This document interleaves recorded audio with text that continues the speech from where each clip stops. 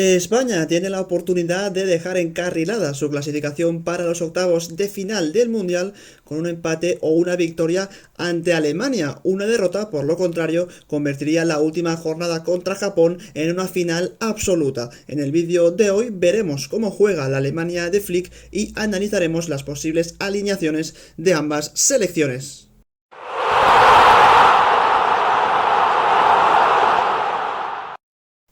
Así está ahora mismo la clasificación del grupo E, después de la primera jornada, con España liderando el grupo con 3 puntos después de su victoria contundente sobre Costa Rica por 7 goles a 0. Japón, que es segunda con los mismos puntos después de sorprender a Alemania ganando 1-2, y en las últimas plazas tenemos precisamente al próximo rival de España, a Alemania, y a Costa Rica con 0 puntos. Es un partido, España-Alemania del domingo, en los que los alemanes tienen que ganar sí o sí si quieren seguir con vida en este grupo. Incluso un empate, depende del resultado de Japón contra Costa Rica, dejaría a Alemania prácticamente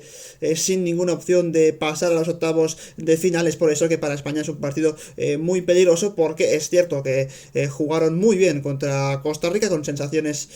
súper positivas, con un juego seguramente el mejor que hemos visto de todas las selecciones en este mundial, pero aún así Alemania está obligada a ganar, y eso hace de este partido una final anticipada, porque para España una victoria significaría, es cierto, estaría en octavos de final, pero seguramente una derrota complicaría su clasificación al jugar la última jornada contra Japón, que se espera que en ese partido contra Costa Rica pueda sumar los 3 puntos.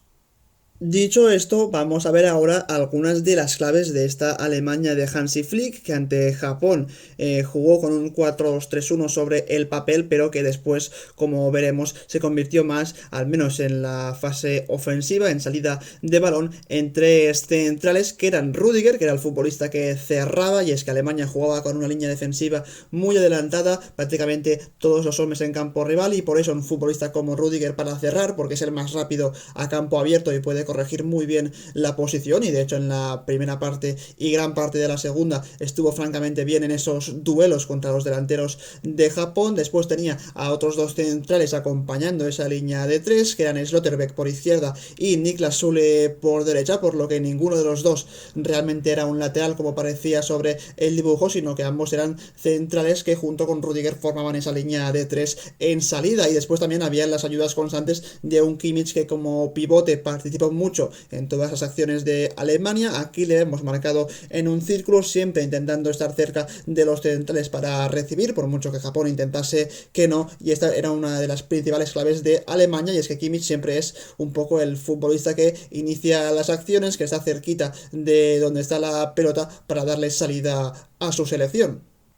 En el caso de Gundogan, que era el otro jugador que estaba en ese doble pivote junto a Kimmich, pues normalmente Gundogan estaba más arriba sobre el terreno de juego, pero sí que es cierto que según pasaban los minutos y Alemania no conseguía conectar con los de arriba, pues tanto Kimmich como Gundogan volvían a formar ese doble pivote prácticamente en la misma parcela del terreno de juego, para que al menos en esa salida de balón hubiese más hombres de Alemania que de Japón, y así hubiera una superioridad numérica para generar esa primera ventaja. Así que en el partido contra España imagino algo similar, con esa línea de 3 de Alemania cerrando. Veremos si en este caso juega Slotterbeck o no. Yo creo que quizá será Rüdiger el central que ocupe la posición de Slotterbeck y pueda entrar otro perfil de futbolista. Ya lo veremos, porque evidentemente España tiene amenazas que no tenía Japón ese día, y lo más importante, pues esa presencia de Gundogan y de Kimmich, que son los jugadores que se encargan de salir con el balón jugado para Alemania.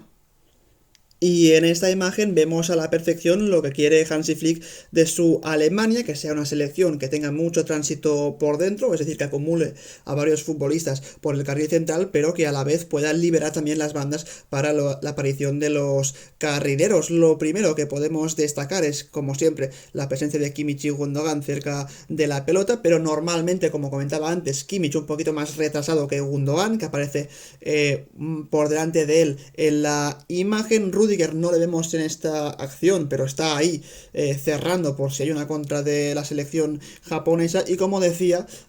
como Japón, digamos que priorizaba cerrar el medio para que ni Kimmich ni Gundogan estuviesen cómodos, pues por ahí muy importante la presencia de dos centrales como Sule y Slotterbeck que pudiesen progresar por las bandas porque por ahí había espacio libre para cuando recibieran pudieran conducir con el balón jugado y así adelantar líneas para Alemania. Más cosas, lo importante también son los carrileros. Por izquierda teníamos a un David Rom que subió muchísimo y hizo mucho daño sobre Japón ocupando toda esa banda izquierda para él y por derecha estaba un Nabri que también ocupaba esa posición, que participó menos, que seguramente tuvo poca incidencia en el partido, pero en todo caso está claro que Alemania jugó con dos hombres totalmente pegados a las bandas, aunque en esta acción podemos ver a Nabri en este caso por dentro porque ha habido un intercambio de posición momentáneo con Müller, que en este caso es el jugador que está cogiendo la banda derecha, aunque no le vemos en imagen porque no entra en el plano, y como veis hay mucho tránsito por dentro con el propio Nabri o Müller según la ocasión junto a Havertz, que es el falso 9 con mucha movilidad, que seguramente no es el típico futbolista que fija a los centrales, sino que aparece entre centrales y centrocampistas para recibir. También junto a él la presencia de un Musiala, que es un futbolista precisamente de recibir entre líneas, de atacar la espalda de los pivotes del equipo rival, así que como digo, hay mucho tránsito interior con Havertz, Musiala y Müller, y después jugadores de mucho recorrido por las bandas como Gnabry y David Rom. Vamos ahora con las posibles alineaciones de ambos equipos, empezando por la de España, que yo creo que no debería variar mucho respecto a la última ante Costa Rica, con Unai Simón en portería. Aquí sí que hay cero dudas. En defensa, Jordi Alba y Azpilicueta con esas posiciones de lateral. Quizá la duda está en si podría entrar, por ejemplo, Carvajal por Azpilicueta, pero viendo cómo juega Luis Enrique, con Azpilicueta cerrando prácticamente como en central más, pues es más probable que juegue el futbolista del Chelsea, y como centrales Laporte y Rodrigo. Es cierto que lo de Rodrigo parece más un experimento que una cosa que pueda tener futuro, pero viendo su gran partido también a nivel defensivo, no solo en salida de balón contra Costa Rica, pues podría repetir el futbolista del Manchester City en esa posición, aunque no descarto que pueda entrar perfectamente pues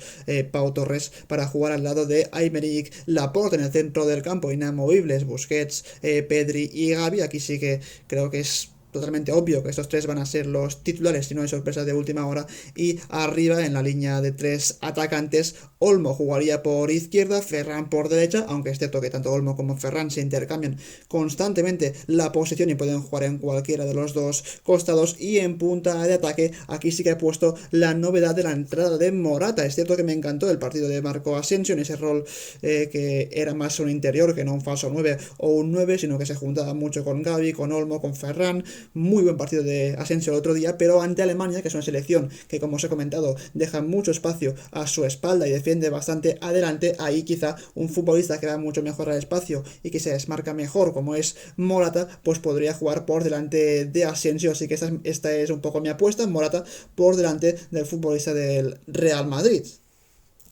Evidentemente para España hay tantas opciones en el banquillo que realmente podría jugar cualquiera, ¿no? Porque Valde también es otra opción que podría entrar por Jordi Alba para jugar como lateral izquierdo. Es más, en este partido, pues quizá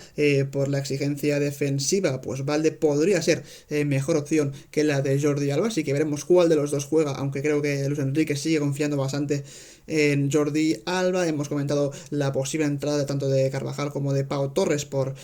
Azpilicueta y Rodrigo respectivamente. En el centro del campo quizá Coque podría jugar por Gavi por un poquito más de equilibrio en el centro del campo, pero viendo el recital de Gavi ante Costa Rica me parece complicado pensarlo. También está un poco el nombre de Carlos Soler, aunque no creo que sea un futbolista para jugar como titular. Y arriba es donde hay más dudas. Podría entrar Ansu Fati, aunque no tuvo ni un solo minuto ante Costa Rica y eso hace difícil que pueda empezar de inicio ante Alemania. Lo veo más como un revulsivo, al igual que Nico Williams. Son dos jugadores que por el desequilibrio que tienen, la velocidad y la electricidad que le aportan al juego, pues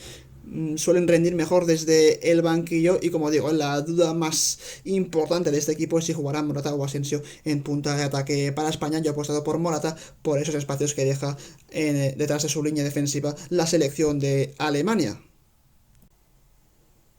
En el caso del rival de España, de la Alemania de Hansi Flick, no creo que cambie su 4-2-3-1 sobre el papel, ese dibujo que es cierto que después en fase ofensiva cambia, lo veremos con Neuer en portería, línea defensiva de 4 para Rom y Kehrer como los dos laterales, aquí he puesto por Kehrer, quitándole el puesto a Slotterback y pasando a Rudiger en banda izquierda y a Sule como un central ahora sí más puro de lo que lo fue el otro día realmente, porque sobre el dibujo Sule era un lateral derecho y no un central como aquí estamos viendo en esta imagen. En el centro del campo no espero ningún cambio en el doble pivote con Kimmich y Gundogan. No descarto la posible entrada, por ejemplo, de Goretzka, que es un futbolista que aporta físico y que seguramente para lidiar con jugadores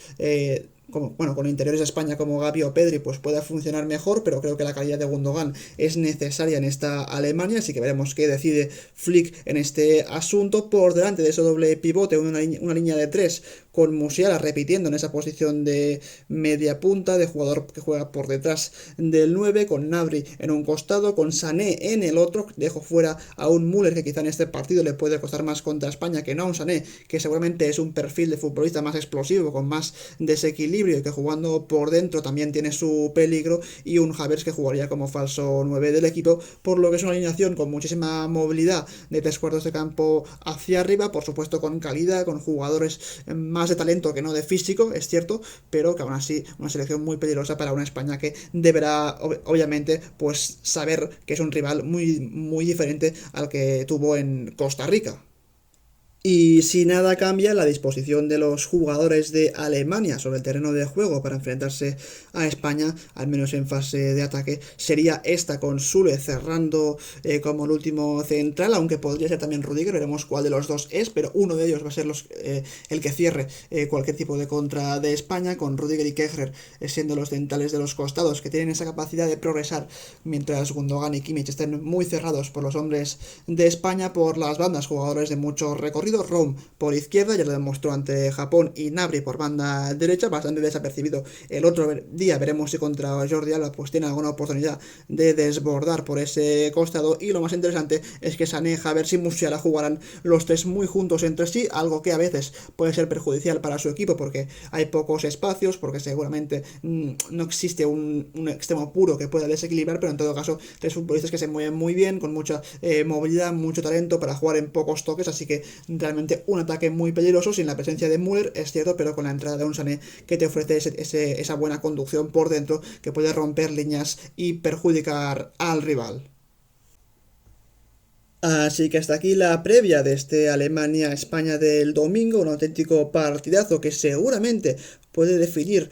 ya lo que pueda pasar en este grupo, porque una victoria de España ya los deja en octavos de final. Una victoria de Alemania podría hacer que el partido de España ante Japón sea una auténtica final en la última jornada, así que seguramente, y según el resultado de este partido y también del otro que enfrenta a Japón y a Costa Rica, pues veamos ya este grupo decidido o prácticamente decidido en la segunda jornada, algo que no suele ser lo más habitual. Así que eso es todo, un saludo y como siempre nos vemos en un próximo vídeo. Adiós.